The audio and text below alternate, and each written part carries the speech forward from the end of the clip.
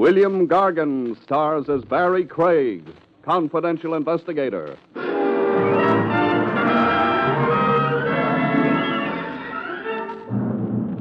The fellow in the driver's seat is always much better off, folks, especially if it's the morgue wagon.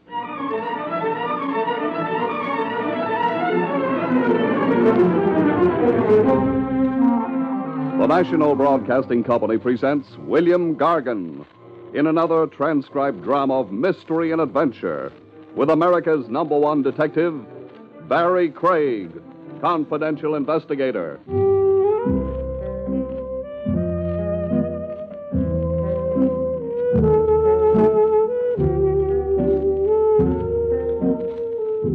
Barrie Craig speaking. A thing that defeats a confidential operator is his heart. I don't mean the wear and tear that comes of chasing creeps around the landscape. Heart.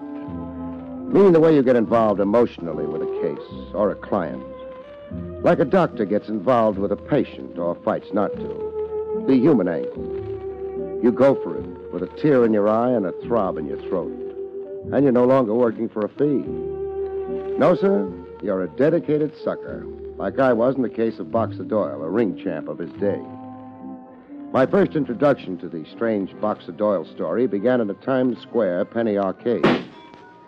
I'd stopped in for 2 bits worth of practice on the rifle range, and so I could check on whether a punchy-looking guy in an Eisenhower jacket had been dogging it after me, as I suspected he was. The Eisenhower jacket was watching my marksmanship, all eyes. I can shoot okay, huh, friend? Yeah, bullseye every time. There's a fly squatting on your ear. Watch how I do. I said you were good. You don't have to prove anything. 46th and Park, then west to Broadway, then south to here. Why so attached to me, friend? I was making up my mind. About? Whether you were the guy for the job, Craig. And?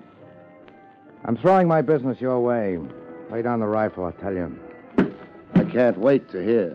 It's only an hour's work, nothing complicated, everything on the up and up. So much for the preamble. You represent me confidentially in an auction sale at the Phoenix Galleries tonight.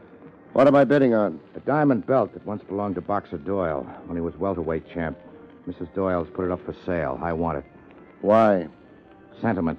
Boxer Doyle's been one of my heroes. You can still bid on it yourself. You don't want the job? How much can I be losing? $500. High pay for an hour's work. Get me the diamond belt. What's the ceiling, Mr. Bid up to $5,000 if you have to. And if I'm outbid? I don't think so. It's been appraised at only $1,500. Sentiment is expensive. Come to a side. I'll count you out the dough.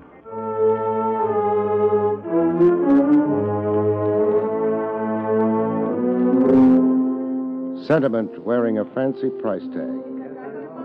I sat in at the Phoenix Galleries. There wasn't too much bidding competition. I bid $2,000, ladies and gentlemen, for the diamond belt. $2,000. Going once, going twice. 2,500. 2,500. I bid 2,500. Bid lively, please. 2,500. Going once, going twice. Are there any more bids? Fair warning. Sold to... Craig. Barrie Craig.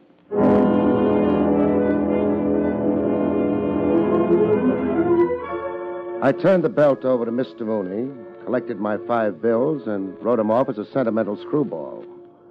A weird deal, kind of, but legitimate on the face of it. So why push my imagination? Another day, another dollar, I figured it. That is, until Lieutenant Trav Rogers popped into Ronzini's Pizzeria to drop a poison pellet in my minestrone soup. How's the soup, Craig? 9 parts water, 1 part can, as usual. A bowl of minestrone, Tony. Mind company, Craig? The eats are public. Just don't jostle my elbow. I never do when a man's eating soup. Police protocol? Emily Post. No. I came across an interesting item in the morning paper. There are Iranians in Iran. Back page, where they put the fellas in oddities. I'm reading.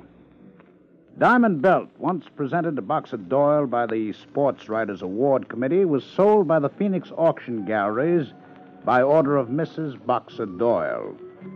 The belt was purchased by Barrie Craig, whose successful bid was $2,500. You spend money, Craig. What's money for? Same morning paper. An inside page now.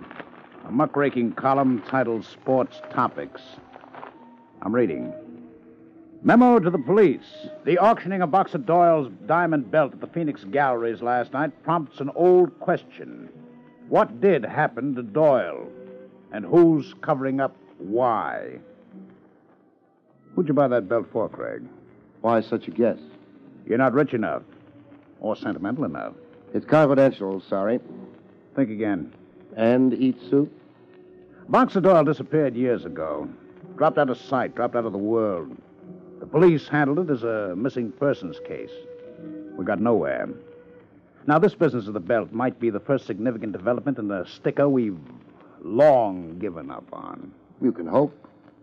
I want to ask your client about his expensive interest in the Boxer Doyle diamond belt, just on the chance. I'll ask him. Now, Craig. I owe him that much discretion, Trav. I'll ask him, then you ask him.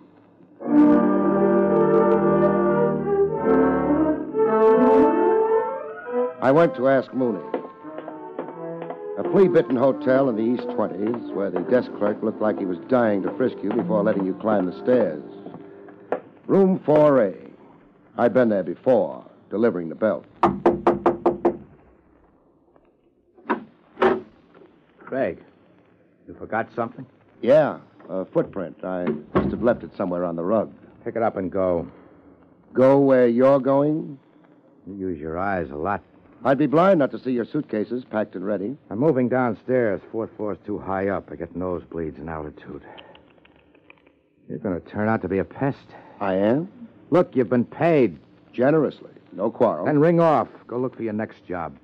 This thing keeps building, and I've got my next job. Mysteries fascinate me. I made a mistake throwing work your way.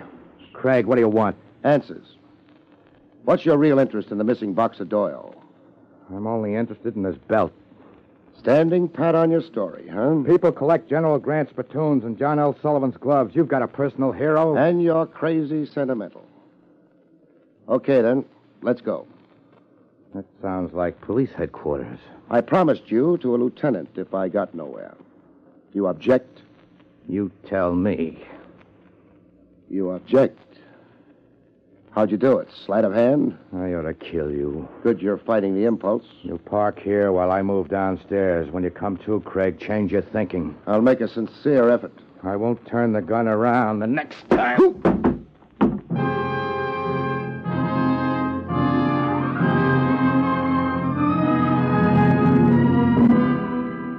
There was no use trying to change my thinking.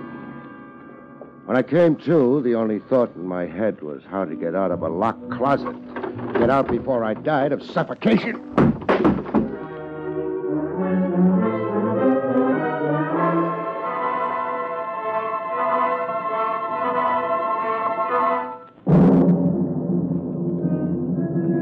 At headquarters, Trav Rogers was overjoyed at the lump on my head. Craig, the violence means something. My aching head. It means there's life in a case that's been in the doldrums for years. Again, I say you hope. Go to it, Craig.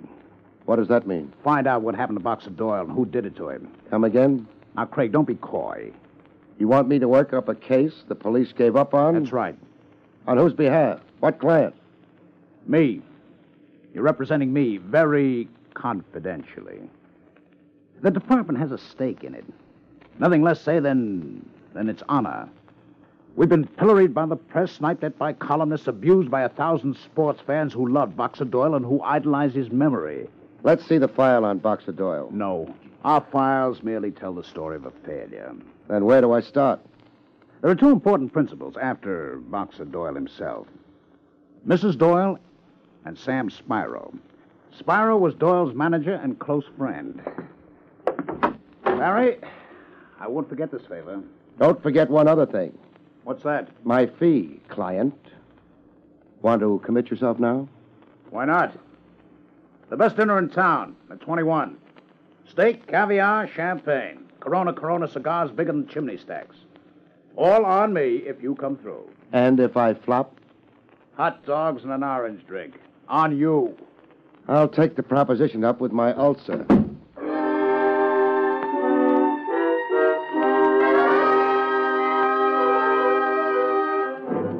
Mrs. Boxer Doyle, Wilma Doyle, had a henna bleach and the telltale look of an ex-showgirl a little too old and frayed around the edges for the chorus line.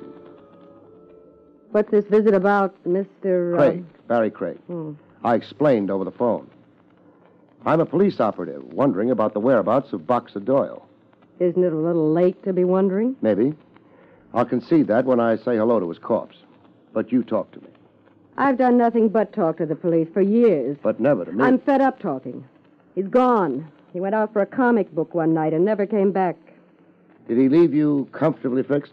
All the gold I could carry in my teeth. Doyle was a fast man with a buck. He even tried handing me cigar coupons for table money. Look around you, Copper, and tell me this dump reminds you of Buckingham Palace. Almost. I missed the crystal chandeliers. An ex-world champ, Doyle made barrels of dough. And salted it away where I couldn't touch it. Who could and can? Sam Spiro, his manager. Sam's got the power of attorney over everything Doyle owned, except me. And that diamond belt you auctioned off the other night. Doyle gave it to me in a weak moment. All in all, there was no love lost between you and Boxer Doyle. We fought all the time. Doyle scored KOs that don't appear in the records. Why would he pick up and disappear? Whams in his head. Toward the end of our happy marriage, Doyle was 90% off his rocker. I slept with a gun under my pillow in case he went berserk. What had him down? His career was behind him. He'd hung up his gloves. Sour, disappointed, and depressed. Hey, you ought to be all out of questions. One more. Who's in the bedroom? What kind of a stupid... The door's open a little. It wasn't when I came in. Who's getting an earful? My boyfriend. Boyfriend? Is it a crime? Doyle walked out here nearly 8 years ago. Steve, come out and be introduced. This is Steve Marcy. Steve Barrie Craig. A pleasure. It isn't mutual. Steve! Shut up, Wilma. He's not here for your good. I got an earful, Craig, and a line on your angle. Which is? To weasel and browbeat Wilma out of her rights as Doyle's widow. Said rights being? An accounting of every penny Sam Spiro holds of Doyle's and Wilma's right to cash in Doyle's insurance. If Doyle's dead. He's dead. Legally, anyhow. Enough time has elapsed. You're petitioning the court to have Doyle declared legally dead? Wilma is. Oh. I don't like that wise guy, oh. You're so full of dislikes, Buster. And ready to demonstrate. Oh. Ooh. Nice right cross. Was it just knuckles or brass knuckles? My bare fists. You're a boxer? I'm a boxer. The lady's preferences run on a single track. Get out, Craig. Sure, but not the way I am. I don't mind nursing my jaw, but not my pride. When the contender comes to, tell him he's a sucker for an uppercut. I'm sorry, Mr. Craig. Skip it. I'm out to weasel you, he said. That's both true and false, Wilma, depending on how the facts develop. The guy drops out of the world, and his deserted wife turns out to have a profit motive and an eager boyfriend with an itching palm. A situation like this pops an ugly word into my head. Murder.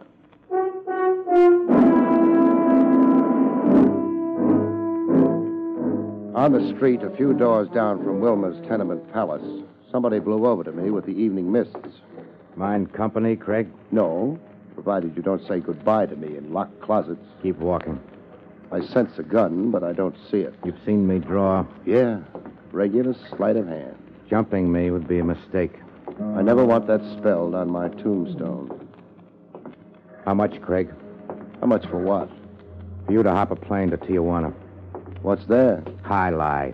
Never played it. You're bright. You'll learn. Is it expensive? Only if you lose. What's the maximum I can lose? $5,000. When I go, I go. 8. You'd blow me to an $8,000 vacation? You got rings under your eyes. Keep getting hit on the head, you'll lose your mind. That's no joke. You need to knock off. Rest up. Stick your hand out for the dough. You really want me to forget about Boxer Doyle? No changing the subject. We were talking about $8,000. But what if I'm busting with curiosity about Boxer Doyle? Craig, don't be funny. No fooling. I'm still kid enough to be glory-struck over famous sports figures. Enough to be sentimental, like you're sentimental. You don't want the dough? What good's my sitting in Tijuana with my mind on something else? I want to know what happened to Doyle. Where did he go? And if murdered, who killed him? And where is the corpus delicti? Walk ahead of me. Keep walking. I'm going to get shot in the back? Maybe. Or maybe not. Maybe today. Maybe tomorrow. Walk.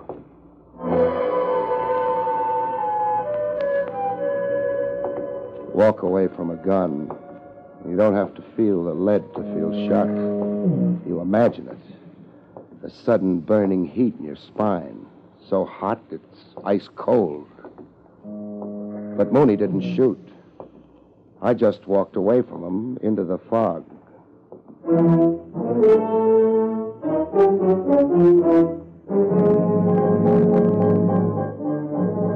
I finally located Sam Spyro in Kelleher's gymnasium. Collodion and arnica. The place smelled like a surgeon's office. Watch that left. Spyro was watching one of his pugs work out. Sam Spyro, Whatever it is, saving. I'm busy. your boy will keep while we talk. Look, I told you. Hey, who are you? Barrie Craig, Process server? confidential investigator. Is that the same as a cop? It is. And say what you mean. If you'll transfer your interest from your meal ticket a minute, I will. Hey, I'm not under arrest. Depends on what's on your conscience. Come on. Watching the kid will only aggravate you. You think he's that bad? His arms are too short. Come over where we can talk. Make it snappy. Okay. Where's the body buried? Whose body? Boxer Doyle. What makes you think Doyle's dead? I think you killed him so you could keep the dough he let you hold for him. Or you blew the dough in. The stock market, the horses. So you knocked off Doyle to avoid an accounting and prosecution. When you stop hiding behind a counterfeit laugh, Doyle's as alive as you. flattery won't help you. What makes you so sure he's dead? 8 years. Where does a celebrity keep himself 8 years? On an island. What island? Samoa. Doing what? Painting. He got fed up with people. He bought a paint box and a roll of canvas and swam to an island. Where else does he keep himself? On a mountaintop. He grew a beard and he's writing the story of his life. He's in touch with you? All the time. We're like Corsican brothers, Doyle and me. We communicate all the time. Give me the word I can't think of. Telepathy. That's it, telepathy. Every night, promptly 11 p.m., there's a message on my wavelength. What does it say? It says, Sam, why can't people mind their own business? Signed, Boxer. How much loot of Doyle's are you holding? I'll remember to count it sometime. When's Doyle reappearing from wherever he is? That message I ain't received yet. Now I gotta get back to my boy. Yeah. Better go wipe his nose or he'll begin bawling for his mama.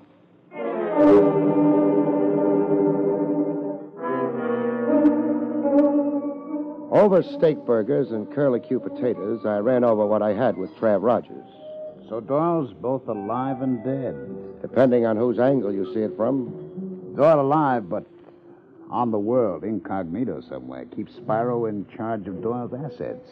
And keeps Mrs. Doyle out in the cold. In a crisis, what do you bet Spyro even produces phony picture postcards from Doyle?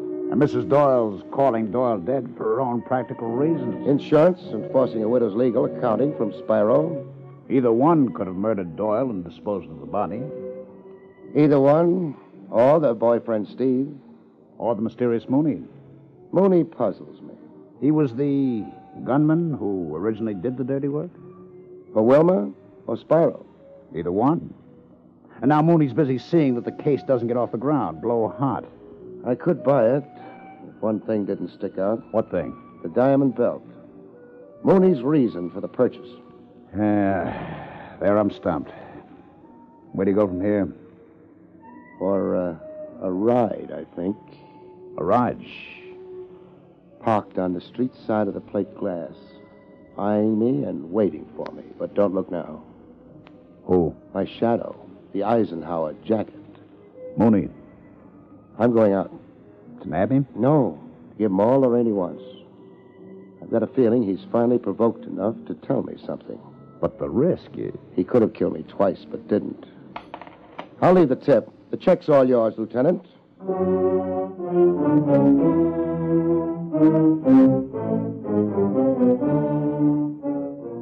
I didn't wait to be coaxed to take a ride.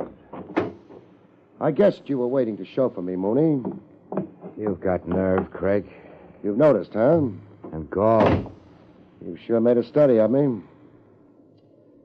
I won't even bother asking our destination. I'll trust you.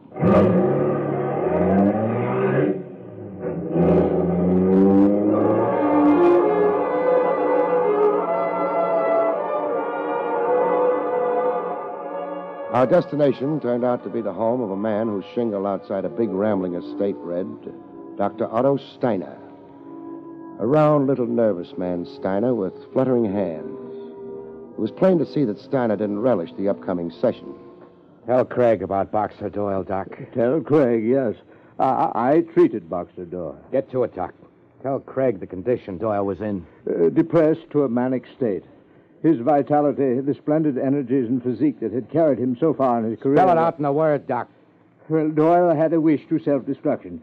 He told me he had attempted his own life on 2 occasions. That is about all, I suppose. That wraps it up. Not so fast, Mooney. Doc, Doyle was in treatment when he disappeared? Yes. How long had you known Boxer Doyle? Oh, a very long time, Mr. Craig. I was his personal physician and friend for a long time before his breakdown. Let's get out of here, Craig. Kind of a fast shuffle, Mooney. Is it deliberate? I said let's get out of here.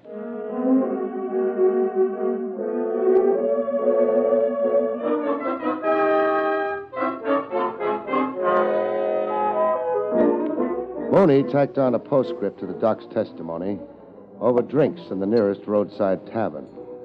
A small beer for me and lots of drinks for Mooney, like a guy drowning a painful memory.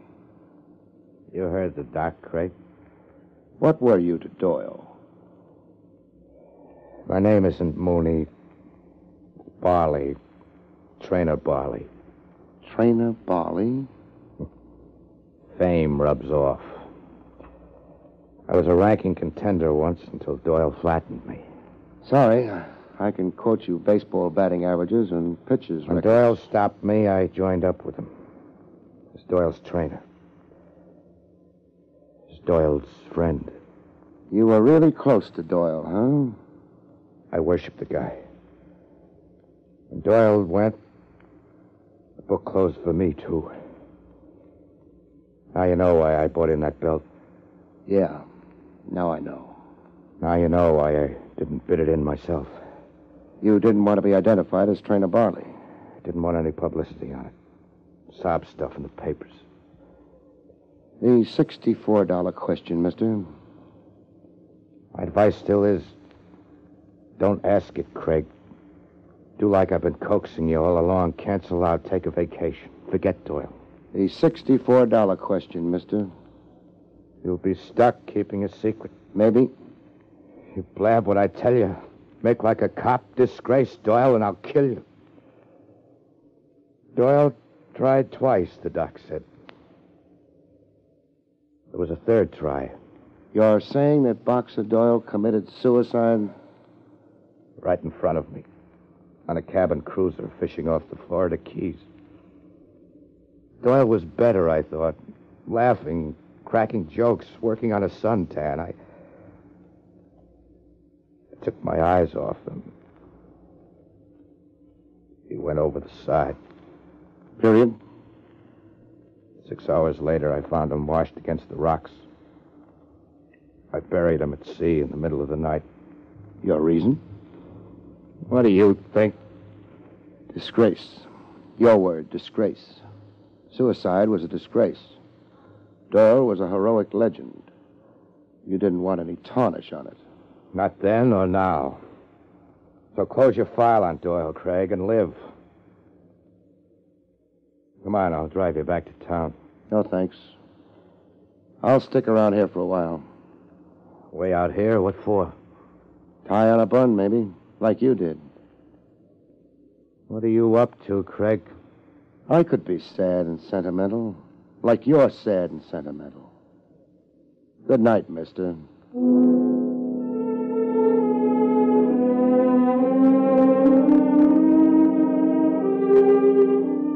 When Trainer Barley tore himself away, I got on the phone.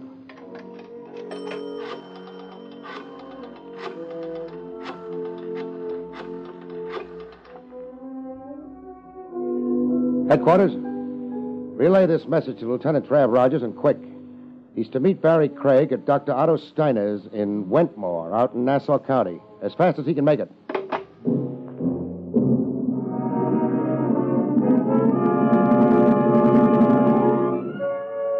Leaving the tavern to hitch a ride to Doc Steiner's, Trainer Barley tried to make good on a threat. Barley shooting from the concealment of roadside bushes. I'd need surgery and electric therapy to recover the use of my left hand. I found my own bush. I warned you the secret would be hard to keep, Craig. Call a lie by its right name, mister. I saw you go to the phone. Now come and get the rest of my gun. I order you to surrender, Barley. You're not in a penny arcade now, Craig. No shooting at sitting ducks. Barley, it's a lost cause.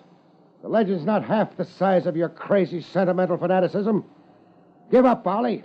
I'm finding the range, Craig. I've found the range. Your voice was the range, Barley. Crawl into the open on your hands and knees, or I'll shoot to kill.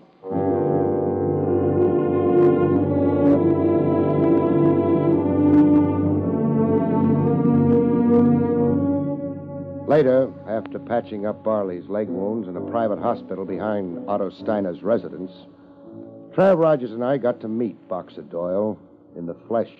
Gentlemen, this is Boxer Doyle. A shrunken man, half as big as the sports world remembered him. He sat in a chair facing a window, vacant to his surroundings, deaf to our voices. Around his waist was a diamond belt held in place by pins.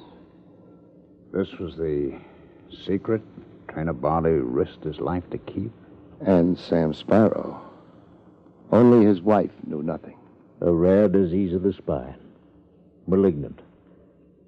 Doyle fell away bit by bit to what you see. How long, Doctor? Not long. He has nothing left. Only his magnificent fighting heart. Trav. Yes, Craig. When the story gets out, I'm taking over. As crazy fanatic as Trainer Barley. Any tarnish on the legend of a great champ, I'll break heads. Good night, folks. See you next week.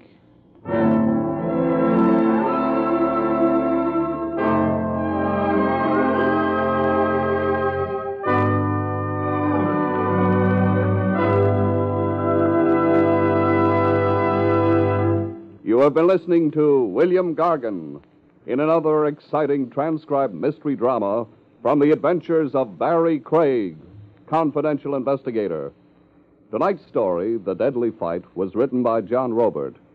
Next week, it's the strange story titled The Very Odd Job, about which Barrie Craig has this to say. Next week, I'm hired to deliver a puppet, watch a girl faint, discover a vintage murder, and realize that the only thing that's black as it's painted is a coffin. See you next week, folks.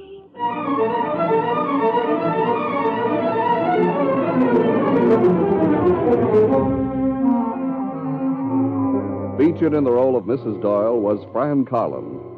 Barrie Craig, starring William Gargan, was under the direction of Hyman Brown. This is Don Pardo speaking.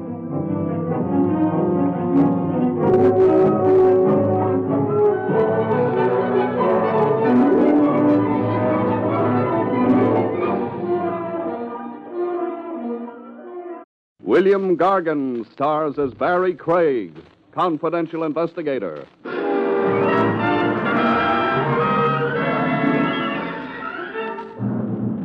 The fellow in the driver's seat is always much better off, folks. Especially if it's the morgue wagon.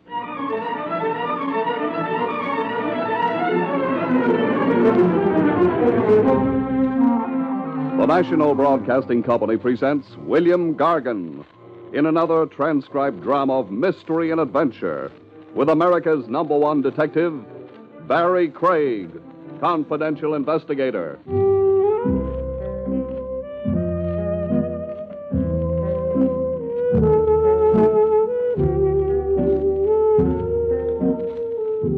Barrie Craig speaking. A thing that defeats a confidential operator is his heart. Every time. There's a fly squatting on your ear. Watch how I do. I said you were good. You don't have to prove anything. 46th and Park, then west to Broadway, then south to here. Why so attached to me, friend? I was making up my mind About? whether you were the guy for the job, Craig. And? I'm throwing my business your way. Lay down the rifle, I'll tell you. I can't wait to hear. It's only an hour's work, nothing complicated, everything on the up and up. So much for the preamble. You represent me confidentially in an auction sale at the Phoenix Galleries tonight. What am I bidding on? A diamond belt that once belonged to Boxer Doyle when he was welterweight champ. Mrs. Doyle's put it up for sale. I want it. Why? Sentiment. Boxer Doyle's been one of my heroes. You can still bid on it yourself.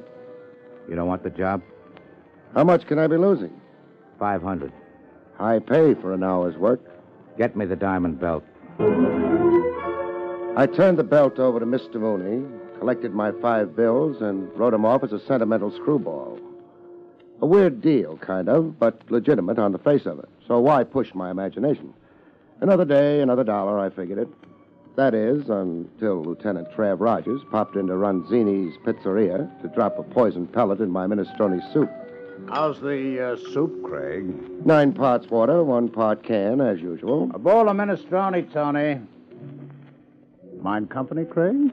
The eats are public. Just don't jostle my elbow. I never do when a man's eating soup.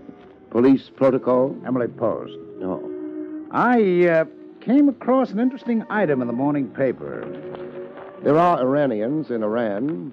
Back page, where they put the fellas and oddities. I'm reading. Diamond belt, once presented to... What's the ceiling, Mr. Bid up to 5,000 if you have to. And if I'm outbid? I don't think so. It's been appraised at only 1,500. Sentiment is expensive. Come to a side. I'll count you out the dough.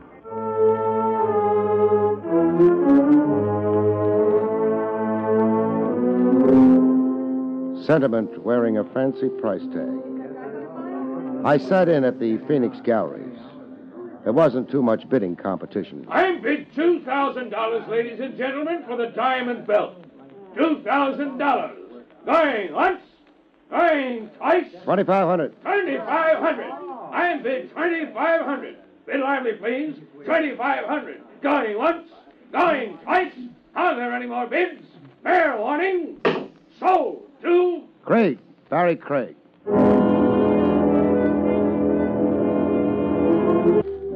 I don't mean the wear and tear that comes of chasing creeps around the landscape. Heart. Meaning the way you get involved emotionally with a case or a client. Like a doctor gets involved with a patient or fights not to. The human angle. You go for it with a tear in your eye and a throb in your throat. And you're no longer working for a fee. No, sir, you're a dedicated sucker, like I was in the case of Boxer Doyle, a ring champ of his day. My first introduction to the strange Boxer Doyle story began in a Times Square penny arcade. I'd stopped in for 2 bits worth of practice on the rifle range. And so I could check on whether a punchy-looking guy in an Eisenhower jacket had been dogging it after me, as I suspected he was. The Eisenhower jacket was watching my marksmanship, all eyes. I can shoot okay, huh, friend? Yeah, bullseye